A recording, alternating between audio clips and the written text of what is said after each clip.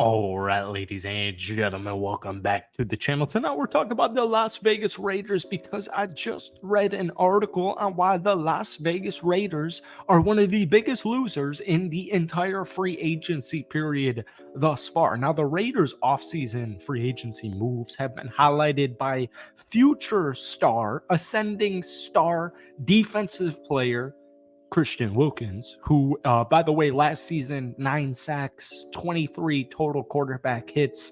We're going to pair him up with a player who you guys are probably aware of. Yep. His name is Max Crosby. And then you also picked up Gardner Minshew, who I think is a perfectly great guy to have in the locker room. I think he's a great voice. He's going to lead by example, even if he's never QB1, even if the Raiders decide to go with Aiden O'Connell, even if they decide to draft Michael Penix or Bo Nix or whoever at pick number 13. Gardner Minshew in the building is a huge deal. Tell me you have not watched a Raiders game in the last calendar season without telling me you have, and you would probably say the Raiders are the biggest loser in free agency thus far, folks. The Raiders are ahead of schedule. We know this. We've been saying it on this channel for the last week and a half.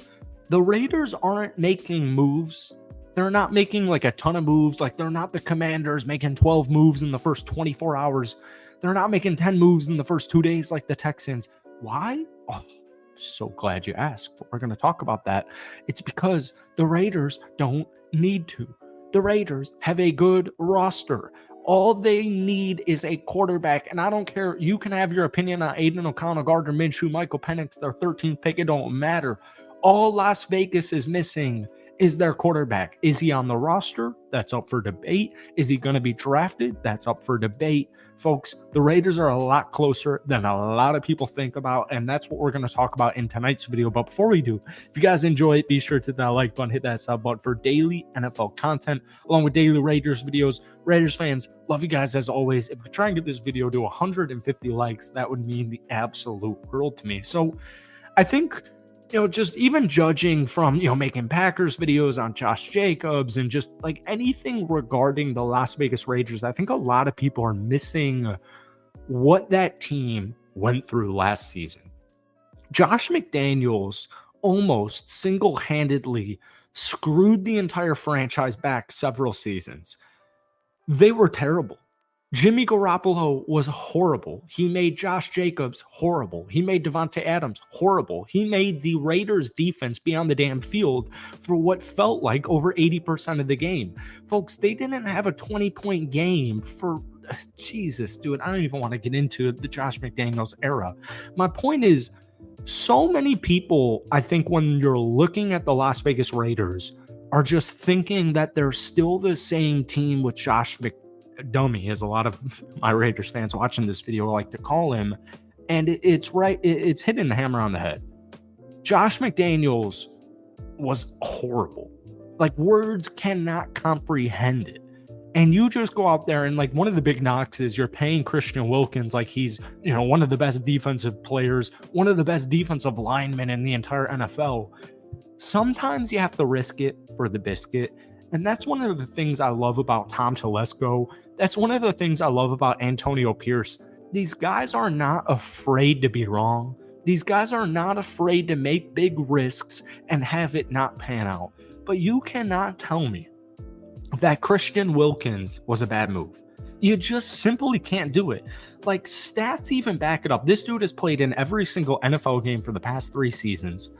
I think when people are talking about Christian Wilkins only having a good year last year, we look at it, 1 forced fumble, 2 pass deflections, 65 total tackles. He had 9 total sacks. He had 23 total quarterback hits. I think what a lot of people are mistaking or just not thinking of is the impact that's going to have across the board. And my Raiders fans watching this know exactly what I'm talking about because we've mentioned it in every Raiders video for the last week and a half. You can no longer double team Max Crosby every single play. We also saw players like Malcolm Kuntz break out into ascending players last season when Antonio Pierce was at the helm. The Raiders went 5-4 when Antonio Pierce was the interim head coach. These guys love him. Max Crosby was like rumored to request a trade if Antonio Pierce wasn't the damn head coach. Like, they love him. They are backed behind him. It reminds me very similarly to the Detroit Lions with Dan Campbell. I was just watching that damn game yesterday. The Detroit Lions in Dan Campbell's first season were 0-10-1. And they stuck with it. They ran with it because the players, the coaches, the fans, everybody loved Dan Campbell. Well, guess what? Same thing with the Raiders. Everybody freaking loves Antonio Pierce. And I get the quarterback concerns. At the end of the day, Gardner Minshew comes in as QB1, and worst case scenario, you see a similar year as last year. You're going to win between 7 to 10 games. You're going to have a fighter's chance at making the playoffs. That's worst case scenario. Gardner Minshew can play. He almost led the Indianapolis Colts to the playoffs. Most people can't name players outside of Jonathan Taylor and Michael Pittman on the Indianapolis Colts' entire football roster. Aiden O'Connell, 4th-round rookie. I get some concern. I get the hesitation, myself included. At the end of the day, dog, in his final month of the season, he threw for 8 touchdowns and 0 interceptions, including almost 300 yards, 299 yards against the Indianapolis Colts, 2 touchdowns, 0 interceptions. The final finale in the win against Denver, 244 passing yards, 2 touchdowns, 0 interceptions. The Chargers, the record-breaking 63-point game, 4 touchdowns, 0 interceptions. I get it. Josh Jacobs was a big loss, but Zamir White averaged 4.3 yards per carry last season. And in the final month, like, those stats are pretty skewed because in the final month of the season, when Josh Jacobs went down with an injury, Zamir White really stepped up. They also just picked up Alexander Mattison, I think a perfect kind of complementary running back to Zamir White.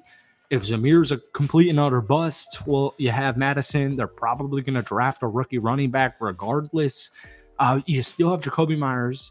Most importantly, you still have Devontae Adams. I still have Max Crosby.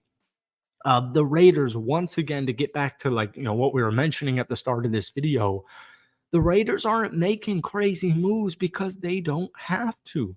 They're closer than people think. Some way, somehow, and every Raiders fan watching this damn video right now knows exactly what I'm saying. Every NFL fan who was paying attention to the Raiders last season knows exactly what I'm saying. They went 8-9 with Josh McDaniels being the head coach for half of the season. It was utterly and insanely impressive, and they're going to build off of that momentum, and that's exactly what the addition of guys like Christian Wilkins and Alexander Mattison and Gardner Minshew are doing. So that's it from me. Hit that like button, hit that sub button for daily NFL and Raiders videos. But most importantly, guys, let me know your thoughts on the Raiders free agency and their team in general down below. Thank you for watching. Have a great rest of your night. We'll see you soon.